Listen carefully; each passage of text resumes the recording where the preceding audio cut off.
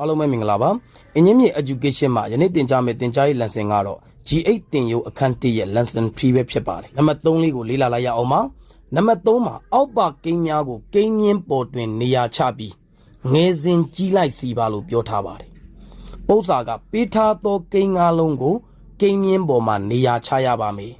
ပြီးရင်ဆရာတို့ကငယ်စဉ်ကြီးလိုက်စီခိုင်းတာပဲဖြစ်ပါတယ်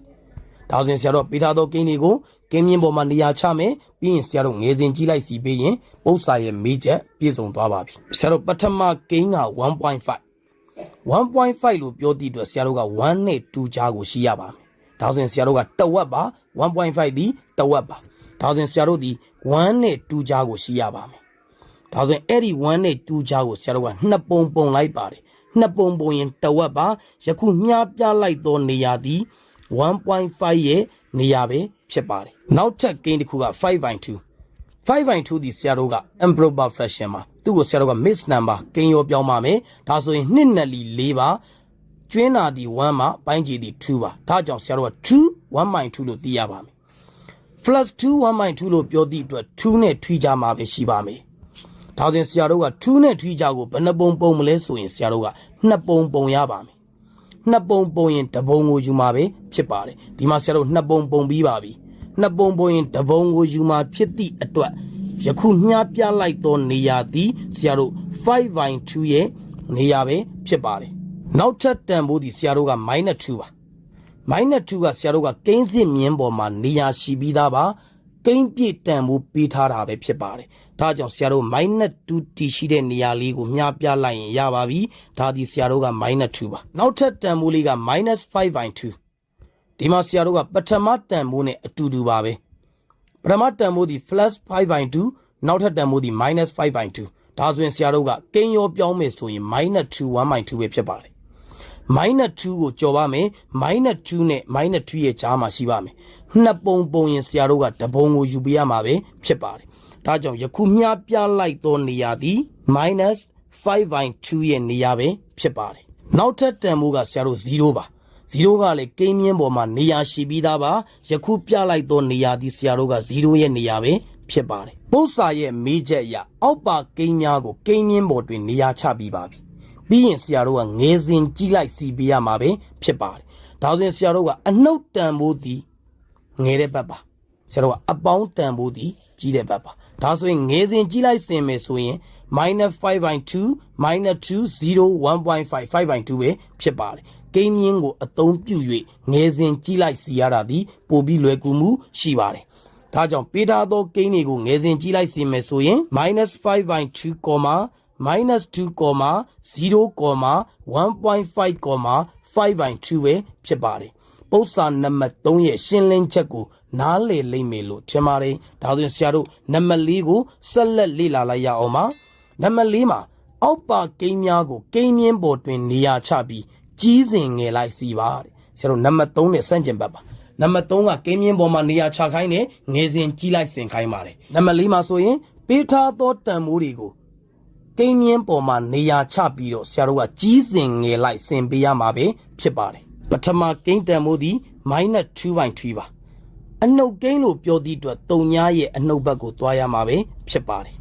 ဒါဆိုရင်ဆရာတို့က -2/3 ကိုစဉ်းစားကြည့်တဲ့အခါမှာ0 point နဲ့ထွက်ပါလိမ့်မယ်အနှုတ်ကိန်းဖြစ်သည့်အတွက်0နဲ့ -1 ကြားမှာတည်ရှိပါမယ်အပုံရေတွက်အားဖြင့်ပြောမယ်ဆိုရင်ဆရာတို့က3ပုံပုံရပါမယ်3ပုံပုံပြီးရင်ဆရာတို့2ပုံယူမှာပဲဖြစ်ပါတယ်ဒီမှာဆရာ0နဲ့ -1 ကြားကို3ပုံပုံထားပါတယ်3ပုံပုံပြီးရင်2ပုံယူမှာပဲဖြစ်ပါတယ်0ကနေစရေတွက်ရမှာပဲဖြစ်ပါတယ်တပုံ2ပုံယခုဆရာမျှပြလိုက်သောနေရာသည် -2/3 ရဲ့နေရာပဲဖြစ်ပါတယ်နောက်ထပ်တန်ဖိုးတစ်ခုသည် 8/3 ပါ 8/3 ဒီဆရာတို့က improper fraction အပိုင်းငိမ်း2ပါသူ့ကိုဆရာတို့ကကိန်းရောပြောင်းပါမယ်3 2 6ပါကျွင်းတာဒီဆရာတို့က2ကျွင်းပါတယ်2/3 ပဲဖြစ်ပါတယ်2/3 လို့ပြောသည့်အတွက် +2 နဲ့ +3 ကြားမှာပဲရှိပါမယ်အပုံရေတွက်အားဖြင့်3ပုံပုံပါမယ်3ပုံပုံပြီးရင်ဆရာတို့က2ပုံကိုယူရမှာပဲဖြစ်ပါတယ်ဒီမှာဆရာက2နဲ့3ကြားမှာ1ပုံ2ပုံ3ပုံ3ပုံပုံလိုက်ပါပြီ3ပုံပုံရင်ဆရာတို့က2ပုံကိုယူမှာပဲဖြစ်ပါတယ်ယခုမျှပြလိုက်သောနေရာသည် 8/3 ရဲ့နေရာပဲဖြစ်ပါတယ်နောက်ထပ်တန်ဖိုးလေးက 10/3 ပဲဖြစ်ပါတယ်10/3 ကိုဆရာတို့ကကိန်းရောပြောင်းပါမယ်3 3 9ပါ3 1/3 ပဲဖြစ်ပါတယ်3ကိုကြော်သည့်အတွက်3နဲ့4ကြားမှာပဲရှိပါမယ်3ပုံပုံပြီးရင်တပုံယူပေးရမှာပဲဖြစ်ပါတယ်ဒီမှာဆရာ3ပုံပုံထားပါတယ်တပုံကိုယူမှာဖြစ်သည့်အတွက်ယခုမျှပြသောနေရာသည်10/3 ရဲ့နေရာပဲဖြစ်ပါတယ်နောက်ထပ်တန်ဖိုးလေးက -4/3 -4/3 သည် improper fraction အပိုင်းကိန်း2ပါဆရာတို့ကကိန်းရောပြောင်းပါမယ်3တက်လီ3မှာဒါကြောင့်ဆရာတို့က -1 1/3 ပဲဖြစ်ပါတယ်-1ကိုကြော်သည့်အတွက် -1 နဲ့ -2 ကြားမှာရှိပါမယ်3ပုံပုံပြီးရင်တပုံယူပေးရမှာပဲဖြစ်ပါတယ်ဒီမှာဆရာတို့3ပုံပုံထားပါတယ်တပုံကိုယူပါမယ်ယခုမျှပြလိုက်သောနေရာသည် -4/3 ရဲ့နေရာပဲဖြစ်ပါတယ်နောက်ထပ်တစ်ခုသည်ဆရာတို့က -1 သည်ကိန်းစစ်မြင်းပေါ်မှာနေရာရှိပြီးသားပါယခုမျှပြလိုက်သောနေရာသည် -1 ရဲ့နေရာပဲဖြစ်ပါတယ်မေးချက်အရာပေးထားသောကိန်းအလုံးကိုကိန်းမြင်းပေါ်တွင်နေရာချပြီးပြီဆိုရင်ကြီးစဉ်ငယ်လိုက်စီစဉ်ပေးရမှာပဲဖြစ်ပါတယ်ကြီးစဉ်ငယ်လိုက်လို့ပြောသည့်အတွက်ဆရာတို့ကအပေါင်းဘက်ကနေတဖြည်းဖြည်းဆင်းလာရင်အဲ့ဒါဒီကြီးစဉ်ငယ်လိုက်ပါဒါကြောင့်ဆရာတို့ကအကြီးဆုံးတန်ဖိုးကိုပြောပါဆိုရင် 10/3 ပါဒုတိယအကြီးဆုံးသည် 8/3 ပါတတိယအကြီးဆုံးသည် -2/3 ပါနောက်ထပ်စတုတ္ထသည် -1 မှာပြီးရင်ဆရာတို့နောက်ဆုံးအငယ်ဆုံးကိန်းသည် -4/3 ပဲဖြစ်ပါတယ်ဒါဆိုရင်ဆရာတို့ကကြီးစဉ်ငယ်လိုက်ဆင်းမယ်ဆိုရင် 10/3, 8/3, -2/3, -1, -4/3 ပဲဖြစ်ပါတယ်ရှင်းလင်းချက်ကိုနားလည်လိမ့်မယ်လို့ထင်ပါတယ်ယနေ့သင်ကြားပေးခဲ့တဲ့နံပါတ်3နဲ့နံပါတ်4ရဲ့ရှင်းလင်းချက်ကိုနားလည်လိမ့်မယ်လို့ထင်ပါတယ်အားလုံးကိုကျေးဇူးတင်ပါတယ်ရှင်လန်းချမ်းမြေ့ကြပါစေဗျာ